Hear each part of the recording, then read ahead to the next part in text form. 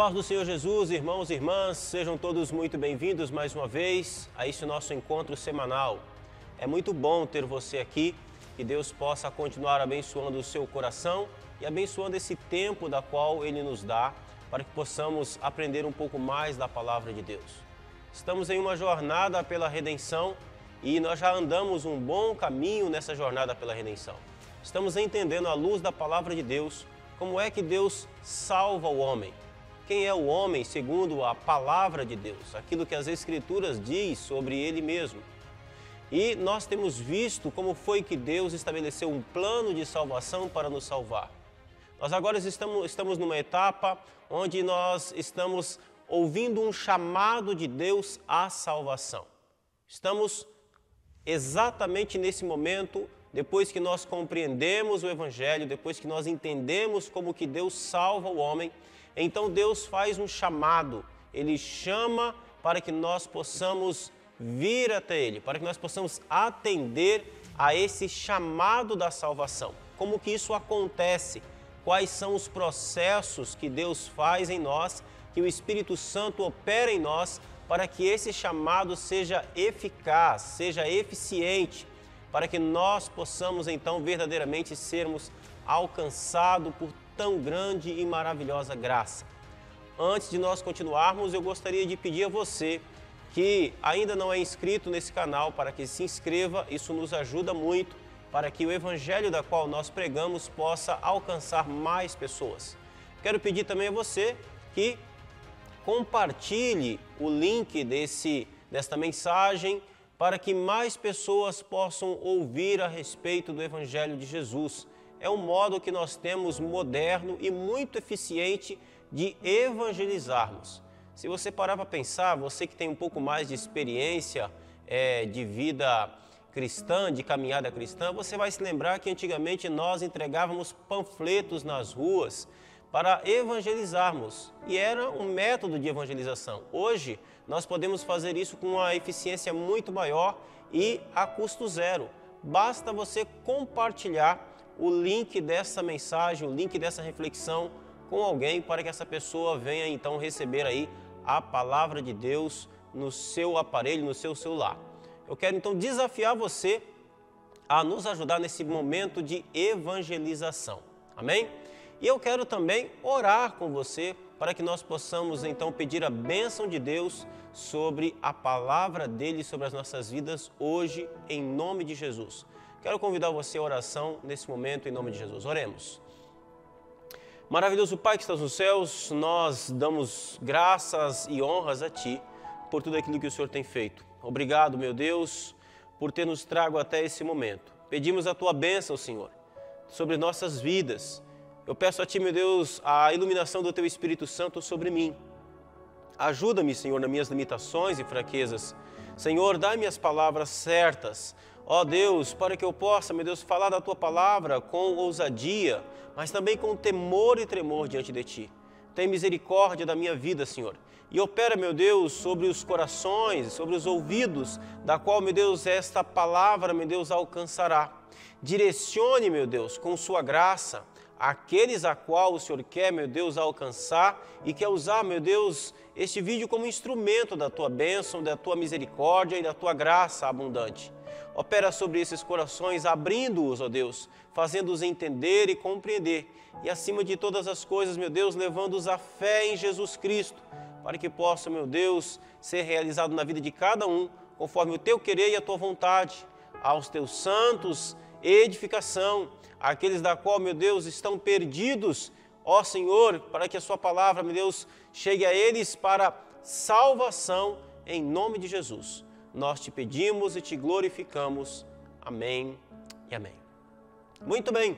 Então, depois de nós falarmos sobre o método como Deus salva, nós passamos pela cruz, nós explicamos aqui doutrinas como imputação de pecado, imputação de justiça, justificação, o que é fé, fé salvífica, o que é arrependimento mesmo. É só você olhar os vídeos anteriores, vai na nossa playlist aqui no canal, tem lá uma playlist chamada Redenção, você verá todos os outros vídeos com esses temas onde nós abordamos eles. Então, depois de passarmos por essa estrada, por essa caminhada, nós chegamos hoje a um momento onde Deus nos chama. E Deus nos chama a crer e confessar. Nós somos chamados a crer e a confessar. A palavra de Deus em Romanos 10, versos 9 e 10 diz assim: se você confessar com a tua boca que Jesus é o Senhor e crer em seu coração que Deus o ressuscitou dentre os mortos, será salvo. Pois com o coração se crê para a justiça e com a boca se confessa para a salvação. É nisso aqui que nós cremos. Então nós cremos que Deus está te chamando, tem te chamado a crer e a confessar em Jesus para a salvação, para ser salvo. Então nós vamos refletir hoje sobre a parte da prática daquilo que Deus está operando em nós através da salvação. Afinal de contas, o que é crer em Deus? Você crê em Deus? Se nós fizermos uma pesquisa, nós veremos que a maioria das pessoas dirão positivamente: eu creio em Deus. Mas afinal de contas, o que é crer em Deus? Crer em Deus é saber que Deus existe? Segundo a palavra de Deus, não, isso não é crer em Deus. Quando nós somos chamados a crer em Deus, nós não estamos sendo chamados a crer que Ele existe. Que Deus existe é um fato. A Bíblia afirma que Deus se revelou a todos os homens. Todos os homens sabem que Deus existe. Todos os homens têm entendimento e clareza de que Deus existe. Até mesmo os homens que dizem não crer em Deus. Na verdade, o ateísmo é uma grande desculpa ao coração rebelde, pois a Bíblia diz que não há homem nenhum que seja ignorante a respeito de quem Deus é, de que Deus existe. Isso está lá em Romanos capítulo 1, do verso 18 ao verso 20. O apóstolo Paulo diz que Deus a todos se revelou, e esses homens a quem Deus se revelou, eles entenderam e compreenderam plenamente a revelação de Deus, a manifestação de Deus.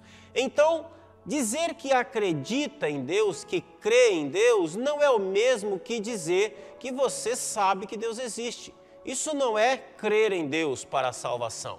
Então, o que é crer em Deus? Outra coisa, nós vamos ver o que é isso. Você confessa que Jesus é Senhor? Confessar que Jesus é Senhor não significa dizer apenas que Jesus é Senhor, saber que Jesus é Senhor. Bom, isso também não é disso que a Bíblia também está falando. Então, o que é crer em Deus, segundo as Escrituras, e o que é confessar o nome de Jesus? É isso que nós vamos estar vendo hoje. E eu quero chamar você para que nós possamos refletir um pouco, então, no primeiro aspecto, que nós somos chamados a confessar, em primeiro lugar, quem nós somos. Nós somos, quando Deus nos chama a crer e confessar, em primeiro lugar, nós precisamos entender que somos chamados a confessar quem nós somos. Quem nós somos. Então, nós precisamos entender o que é confissão. Confessar é concordar verbalmente com Deus. Confissão não é dizer para Deus aquilo que você fez. Isso é informação. Deus não precisa ser informado, Ele sabe de tudo aquilo que nós fazemos. Confissão, confessar a Deus, significa concordar com aquilo que Deus diz, concordar com aquilo que sai da boca de Deus. Então, quando nós somos chamados a confessar quem somos, nós precisamos confessar que aquilo que Deus diz a nosso respeito é verdade. Então, o que é que Deus diz sobre mim? O que é que Deus diz sobre nós? Veja como isso é importante. A Bíblia afirma que nós, seres humanos, nós somos perdidos. Nós, sem Cristo, nos encontramos perdidos, nos encontramos condenados, nos encontramos mortos em nossos delitos e pecados, nos encontramos afastados de Deus. Para que nós possamos atender ao chamado da salvação, nós precisamos concordar com isso que Deus diz sobre nós. Eu quero lembrar você a história da parábola do jovem rico, ou melhor, do filho pródigo da qual Jesus contou.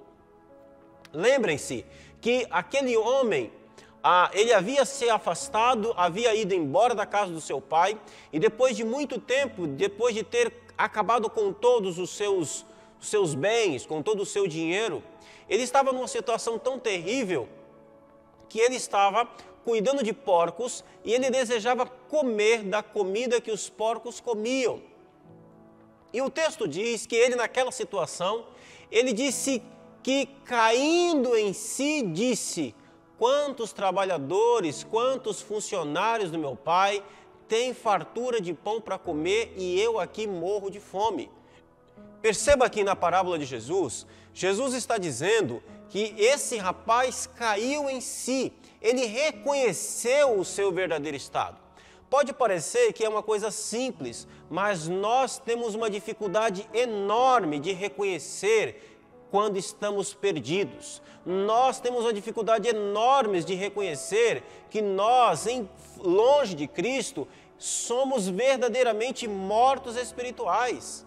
Nós temos uma dificuldade enorme de reconhecer que longe de Jesus, sem Deus, por mais que nós dizemos que acreditemos em Deus, por mais que nós confessamos que Jesus é Senhor, mas ainda assim vivemos uma vida longe de Deus, nós temos muita dificuldade de confessar que estamos condenados. Ninguém olha para si mesmo e diz: eu estou condenado. Eu estou perdido, eu preciso de Cristo. E aqui há um desafio para o ser humano. Deus, depois que Ele apresenta o Evangelho através da pregação, Ele desafia você, Ele nos desafia a confessar, a concordar com aquilo que a Bíblia diz sobre nós.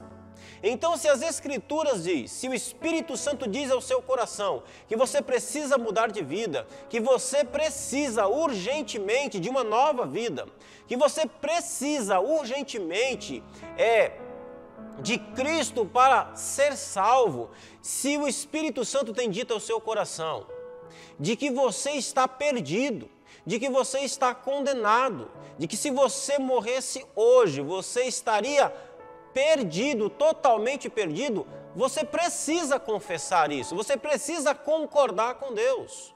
E aqui está o meu desafio.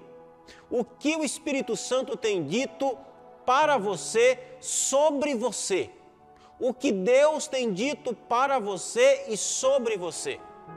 É nisso que você precisa confessar, é isso que você precisa dizer: o Senhor está certo. Eu estou mesmo nessa situação, eu estou mesmo nessa condição. Jesus também conta a parábola de dois homens que foram orar no templo. O primeiro homem era um homem religioso, um fariseu. E ele orava e dizia a Deus assim: Deus, eu te agradeço porque não sou como os outros homens, ladrões, corruptos, adúlteros, nem como este publicano. Eu jejuo 2 vezes por semana e dou o dízimo de tudo quanto ganho. Esse era o primeiro homem. Ele orava a Deus dessa maneira. Ele orava dele para ele mesmo. Essa era a visão que ele tinha de si. Agora, o segundo homem, que era um publicano, publicanos eram cobradores de impostos, eram funcionários do império, funcionários públicos, muitas vezes corruptos. E esse publicano, pecador, o texto diz que ele ficou à distância, ele nem sequer ousava olhar para o céu, e ele batia no peito e dizia: Deus, tem misericórdia de mim, que sou pecador. O que esses dois homens têm em comum? Os dois são pecadores, os dois estão perdidos, os dois precisam da graça de Deus. mas um reage a isso que a Bíblia diz sobre ele, a isso que as Escrituras diziam sobre ele, que ele era pecador, a isso que o Espírito Santo dizia sobre ele, que era pecador, ele reagia com total humildade, confessando, dizendo: o Senhor está certo, então tenha misericórdia de mim. Tem misericórdia de mim, Deus, que sou pecador. Então, quando nós somos chamados à salvação, a primeira coisa que Deus faz, o primeiro desafio que o Espírito Santo nos apresenta, é concordarmos com aquilo que o Espírito Santo diz sobre nós. Nós somos pecadores, nós estamos perdidos, nós precisamos da graça de Deus, nós precisamos da misericórdia de Deus. Portanto, a confissão passa por concordarmos com aquilo que Deus diz sobre nós mesmos. Em um primeiro momento, nós devemos admitir e concordar com Deus de que somos pecadores, de que jamais alcançaremos a graça se não admitirmos que não a temos. Esse é um ponto importante. Você jamais alcançará a graça de Deus enquanto você não admitir que você não a tem, que você precisa dela. Não teremos nossos pecados perdoados, a menos que concordemos com aquilo que Deus diz sobre nós, que somos pecadores. Veja o que o salmista Davi diz, o rei Davi disse no Salmo 32, verso 3 a 5. Ele diz assim: olha, enquanto não confessei o meu pecado, o meu corpo definhava de tanto gemer. De dia e de noite a tua mão pesava sobre mim, minhas forças se foi esgotando como em tempo de seca. Então eu te confessei meu pecado e não escondi a minha maldade. Resolvi confessar tudo a ti e tu perdoastes todos os meus pecados. Davi está falando exatamente disso, e confessar para Davi aqui é concordar com aquilo que Deus havia dito sobre a sua situação. Enquanto Davi não concordou, enquanto ele não confessou a Deus os seus pecados, ele diz: enquanto não confessei o meu pecado, o meu corpo definhava de tanto gemer. O pecado causa dor, o pecado causa morte, o pecado causa agonia, escravidão. E a confissão e concordar com aquilo que Deus diz sobre o pecado é libertador, traz perdão. Se você acha que não tem nada para ser perdoado, então não há o que ser perdoado. Não é porque não existe, é porque se você não confessa que há alguma coisa que precisa ser perdoado, como Deus o perdoará? Se não há uma confissão de que se está perdido, para que ser encontrado? De que se não há uma confissão de que se está condenado, para que ser salvo? Não existe sentido de salvação nisso. Mas diante da confissão, aí sim. Veja o que diz 1 de João 1:10. Se afirmarmos que não temos cometido pecados, fazemos de Deus um mentiroso e a sua palavra não está em nós. Ou seja, quando não confessamos, estamos automaticamente chamando Deus de mentiroso, pois não estamos concordando com aquilo que Ele diz sobre nós, que somos pecadores. Se eu não confesso que sou pecador e Deus afirma que eu sou, neste caso, alguém está mentindo, pois os dois não podem estar certos. É simples assim. Então a palavra de Deus diz que se afirmarmos que não temos cometido pecado, se nós então fazemos de Deus mentiroso e a sua palavra não está em nós. Porque se nós dissemos: não, eu não tenho o que confessar, eu não tenho do que me arrepender, eu não tenho do que ser salvo. E Deus diz: olha, eu estou lhe apresentando um plano de salvação, mas você está dizendo que não precisa ser salvo? Então alguém está mentindo. Eu estou lhe apresentando um plano de perdão, mas você diz: mas eu não tenho do que ser perdoado, eu não preciso concordar com isso. Bom, alguém está mentindo. Os dois não podem estar certos. Se Deus está dizendo uma coisa e você está dizendo outra, ou se Deus está dizendo alguma coisa e você não concorda com aquilo que Deus está dizendo sobre você, alguém está mentindo. E neste caso, não é Deus. A palavra de Deus diz que Ele jamais mente. Em primeiro lugar, então, nós somos chamados a confessar quem somos. Nós somos pecadores e totalmente carentes da graça e da misericórdia de Deus. Confessemos quem somos, limitados. Nós não podemos prover salvação por nós mesmos. Nós não podemos prover redenção por nós mesmos. Nós não podemos perdoar os nossos próprios pecados, pois eles são cometidos contra Deus. Em segundo lugar, nós somos chamados a confessar quem Cristo é. Olha que coisa maravilhosa. Você precisa confessar quem é Jesus. Somos chamados a confessar e concordar com aquilo que Deus diz a respeito de Cristo. Primeiro, nós somos chamados a confessar e concordar com aquilo que Deus diz sobre nós. Depois, nós somos chamados a concordar e confessar com aquilo que Deus diz a respeito de Cristo. E quem Cristo é? Filipenses 2, 9 a 11. Por isso Deus o exaltou na mais alta posição e lhe deu o nome que está acima de todo nome, para que ao nome de Jesus se dobre todo joelho no céu, na terra e debaixo da terra, e toda língua confesse que Jesus Cristo é Senhor, para a glória de Deus Pai. É isso que Deus diz a respeito de Cristo. Todos os homens são chamados a confessar que Jesus Cristo é Senhor sobre tudo e sobre todos. Então nós somos chamados a confessar quem Cristo é, Senhor sobre tudo e sobre todos. Se Ele é Senhor, todos nós devemos a Ele obediência, glória e louvor. E nenhum outro é dado tal alta honra. Nós somos chamados a confessar e concordar verbalmente com Deus que Jesus é Senhor, pois ao não concordarmos com isso, estamos indo contra aquilo que Deus diz e estabeleceu em Cristo Senhor e Rei. Você concorda com aquilo que Deus diz a respeito de Cristo? De que Ele é Senhor e Rei? Você concorda com isso? Você está de acordo com isso? Você confessa que Jesus é Senhor? Ótimo! Eu creio que sim, isso é muito bom. Agora acredite, confessar que Jesus é Senhor não significa apenas dizer isso da boca para fora. Não é apenas palavra, não é apenas pronúncia. Confessar que Jesus é Cristo e Senhor implica muito mais do que isso. Implica estar debaixo da sua autoridade. Se Ele é Senhor, logo eu e você não podemos ser senhores. Se Ele é Senhor, é Ele quem manda, é Ele quem controla, é Ele quem domina. Logo nós não temos o controle, nós não temos o domínio. Se Ele é Senhor, nós nos sujeitamos a Ele. Aqui está a questão.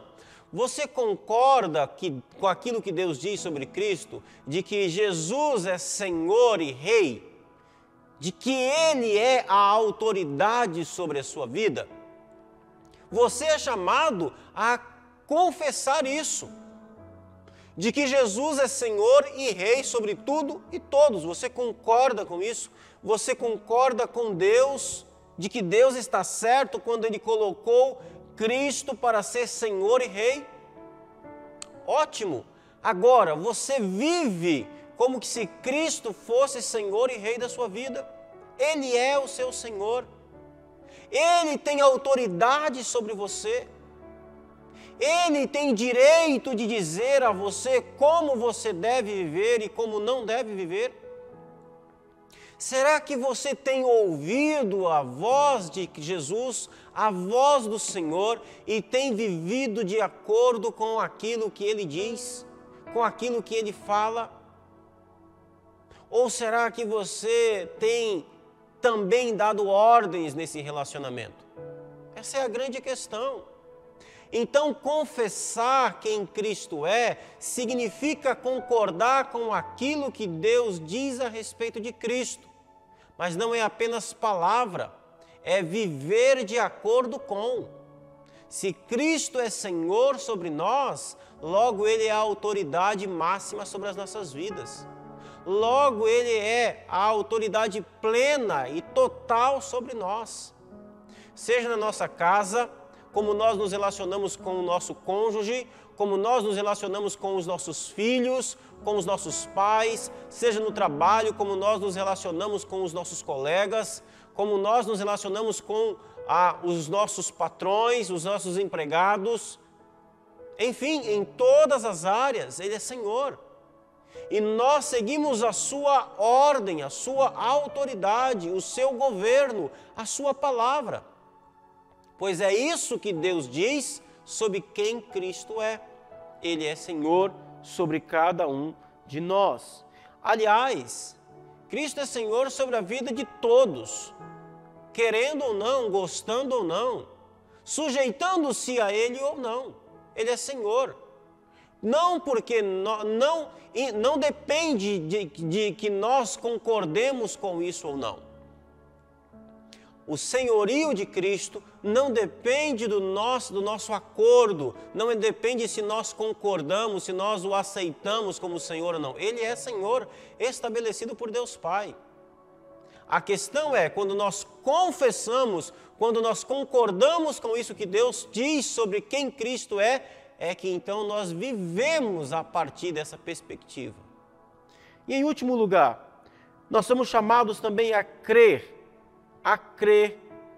com todo o nosso coração. 2 Coríntios 5,17 diz assim: portanto, se alguém está em Cristo, é nova criação, as coisas antigas se passaram, eis que surgiram coisas novas. Quando a Bíblia fala de que somos chamados à salvação, por sermos chamados à salvação, nós somos chamados a crer de todo o nosso coração. Quando a Bíblia fala de crer com o coração, ela está falando de viver uma nova vida que Cristo proporciona por causa da sua morte e da sua ressurreição. Querido irmão, irmã, você que está sendo chamado à salvação, você que já foi chamado à salvação, você foi chamado a uma nova vida.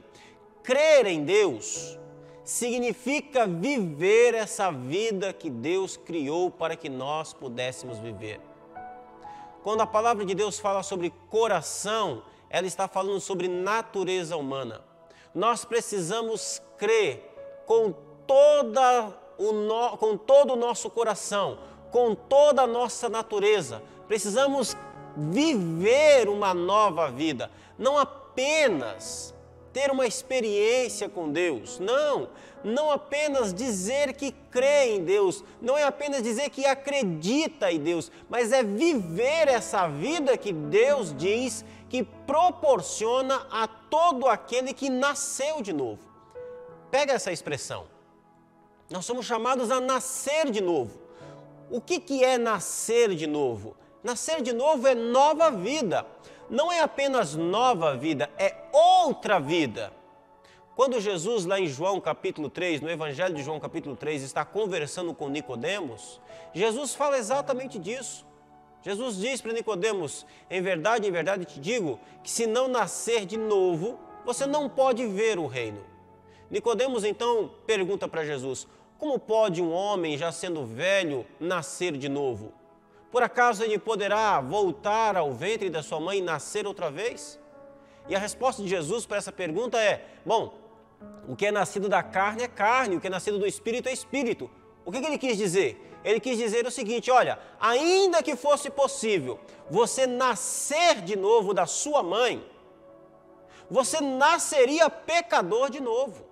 Ainda que fosse possível existir reencarnação, você reencarnaria pecador novamente. A reencarnação, se existisse, não resolveria o problema do pecado no homem. Jamais. Não melhoraria o homem. O homem nascer de novo não melhora. Ele nasce carne de novo. Ele nasce carnal novamente. Ele nasce pecador de novo. Se isso fosse possível. Então o que Jesus está apresentando para Nicodemos é um novo nascimento, um nascimento diferente. Não é nascer da carne, é nascer do Espírito. Não é nascer da vontade do homem, mas é nascer da vontade de Deus. Não é nascer da terra, é nascer dos céus. É nascer do alto. E o que é esse novo nascimento? É essa nova vida dada por Cristo Jesus a todo aquele que é chamado à salvação, é chamado à fé, então ele vai olhar para ele mesmo, vai ver aquilo que Deus diz sobre ele, vai dizer: eu sou pecador, eu preciso nascer de novo. Não tem jeito de consertar essa vida, não tem jeito de consertar essa situação aqui, eu preciso nascer de novo, tem misericórdia de mim, ó Deus. Então, há um novo nascimento, e isso é crer em Deus, é viver essa nova vida, a partir da perspectiva de Deus. Como que é viver uma nova vida que Deus opera em mim? É exatamente isso, é viver uma vida que Deus opera em você, que o Espírito Santo opera em você. Então, crer em Deus significa viver essa nova vida para a glória de Deus. Não é apenas dizer: eu acredito em Deus. Bom, isso até o diabo faz. A Bíblia diz que o diabo também crê em Deus, nesse sentido. O diabo fala. Tiago 2,19 diz: você crê que existe um só Deus? Muito bem, até mesmo os demônios creem e tremem. Percebe? Percebe que o próprio diabo e os demônios, eles creem em Deus e tremem ainda.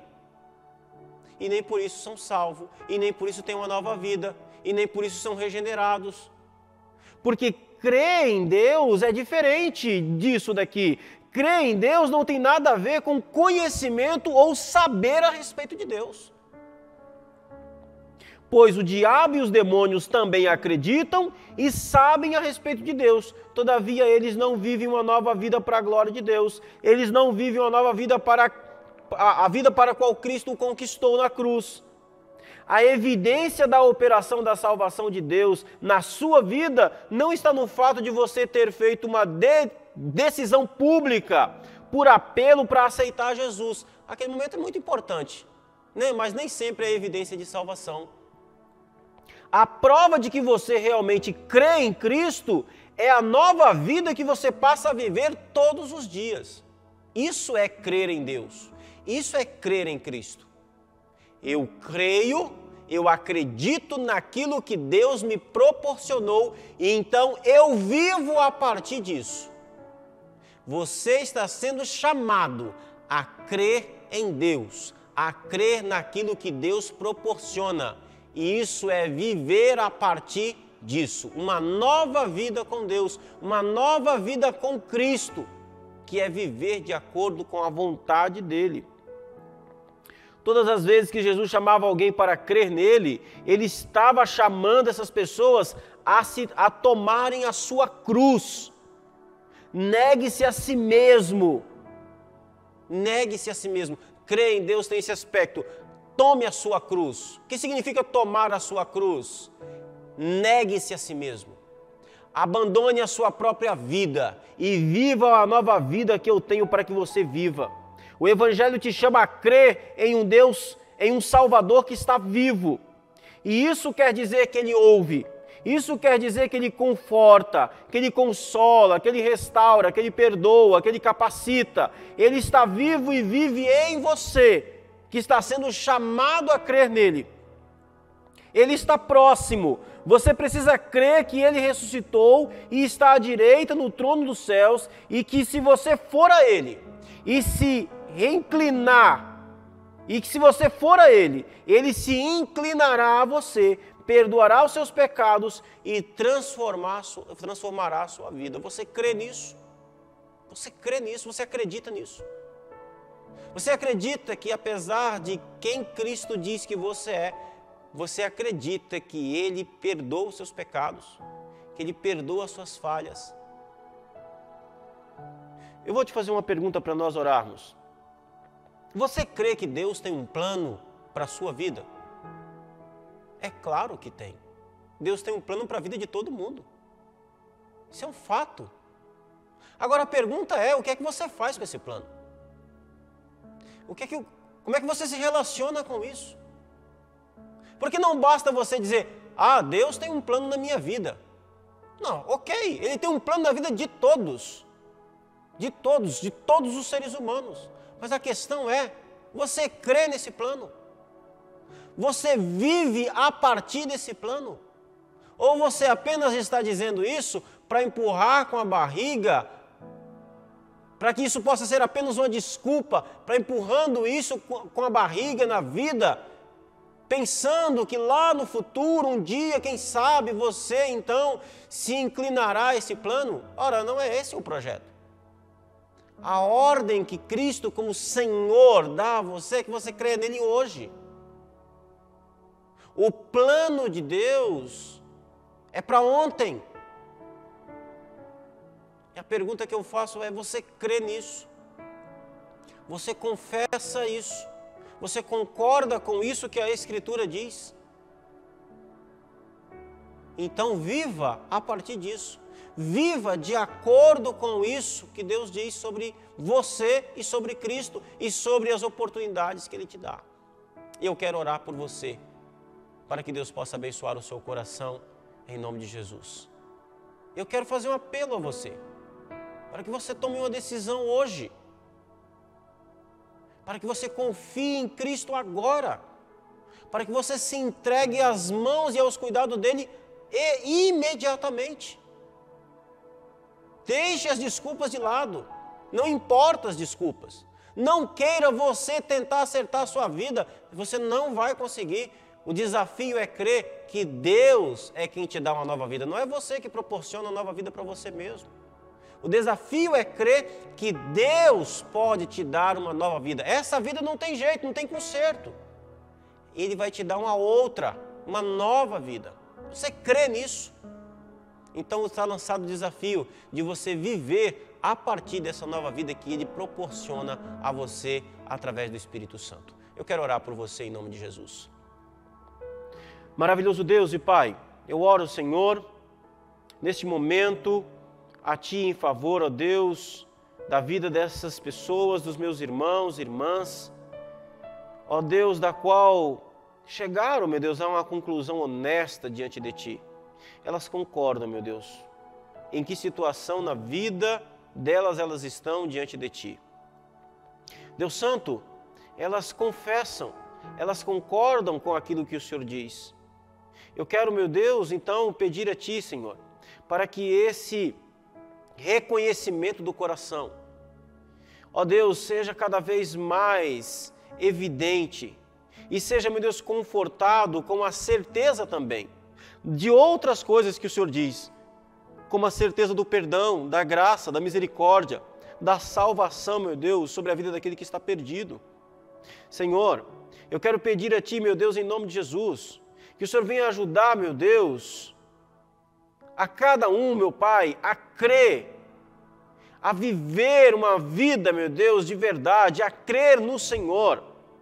Que isso seja uma experiência diária, que isso seja um relacionamento diário e não apenas algo da boca para fora.